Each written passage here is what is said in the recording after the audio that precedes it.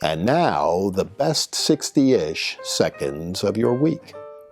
Another week, another set of indictments, and President Trump's actually laughing now, saying he only needs one more to assure himself of the Republican nomination and election to the presidency. And you know, he might be right, and he may well get the fourth indictment. This week, the third one comes out.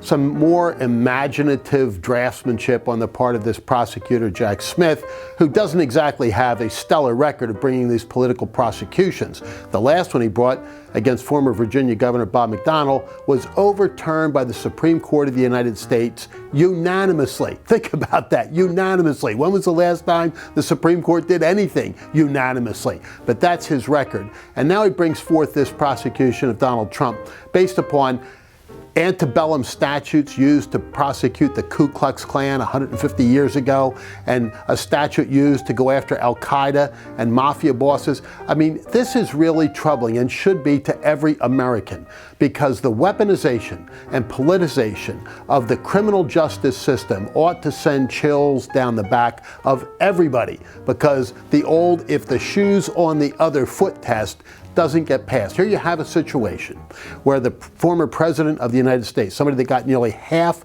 the votes of the American people, is faced with the prospect of going to jail for the rest of his life based upon these prosecutions. And tell me what happened to this Justice Department when Hunter Biden was up on call. You know, they put together a plea agreement that they didn't tell everybody the facts about.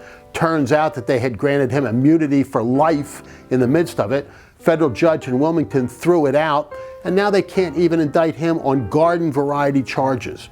And Americans continue to think that there is a two-tiered system of justice in this country, and at this point, it's basically inescapable. I mean, it is really troubling, and should be, and continues to be, particularly when we see this week the media completely short-selling what was going on with the Bidens while propping up the Trump indictment to front-page news ad nauseum. You know, I appear in local television, and this week that's all they wanted to talk about, with a little clip from Bill Barr, who's obviously no friend of Donald Trump's, but they didn't tell the whole story of what Bill Barr said. They don't want to tell the story about Devin Archer's testimony this week, the transcript of which has now been released, and everybody ought to take a moment to see if they can read just a portion of it, because if any of that is true, you have corruption at the very highest levels. I mean, the whole idea of Joe Biden, "Oh, I don't talk to my son about his business," it was preposterous from the start. And now they admit that he did. "Oh, he was just talking about the weather."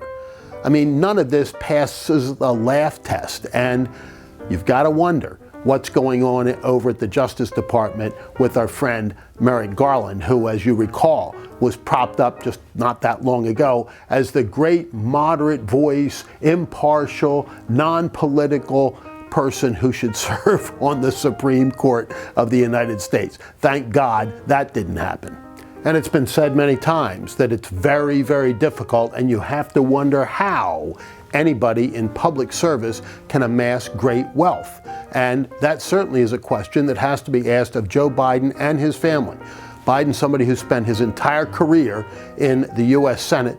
He got elected there, by the way, before he was constitutionally eligible to serve. He had to have a birthday before he could be sworn in.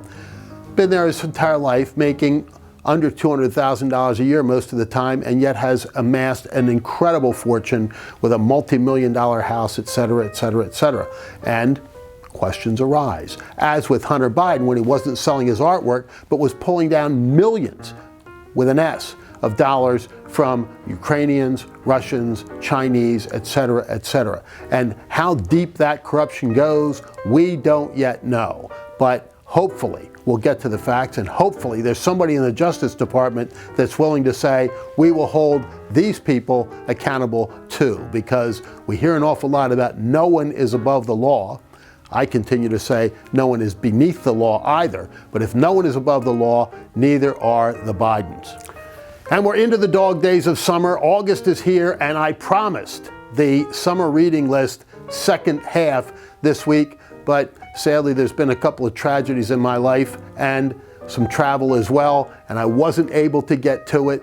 But next week we will have part 2 of the summer reading list for all of you. I know you await it with bated breath so that you can take great books down the shore or up the mountains to enjoy while you're relaxing in the last days of summer. But for now, that is the best 60-ish seconds of your week.